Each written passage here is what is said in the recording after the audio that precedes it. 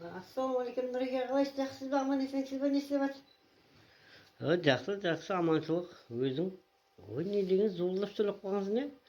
Ауыз-аузыңа тимей үлгеріп жатсың ба, сен сөзің тыңдап үлгере алмай қалдың ғой. Нұреке, мен кеше өткенде бір қызық болды. Bir ne yapıp atқан едім. Да, о қызығыңды қоя тұршы, мына аяққа не болған? Гипсте коляскада осы екі аяғың бірдей гипсте болып. Сол қызықты айтып берейін деп жатырмын ғой сізге. Айт, тыңдап көрейік. Қандай қызық ол тағы?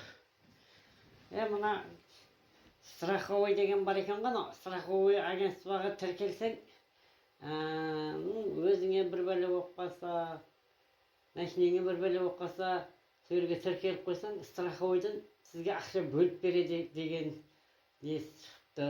Содан кейін кеше досымыз екеуміз кетіп бара жатырмыз.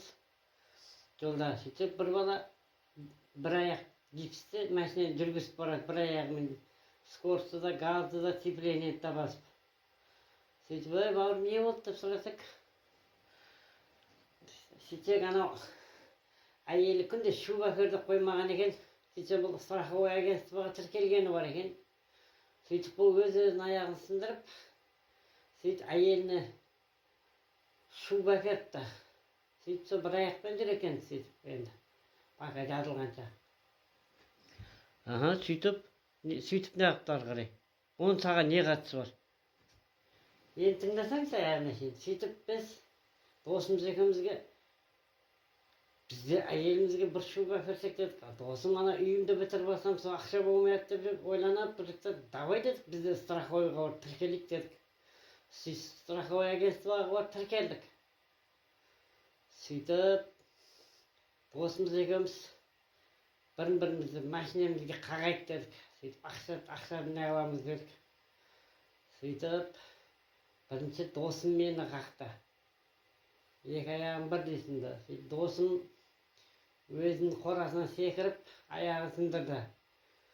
Сөйтіп енді страховой агентствоға барып хабарласпаймыз ба? Страховой агентство сөйтсек, ол біз заявка тастағанымыз 6 айдан кейін шешімі шығады екен. 6 айға шейін аяғанға төленбейді екен. Давай өпті.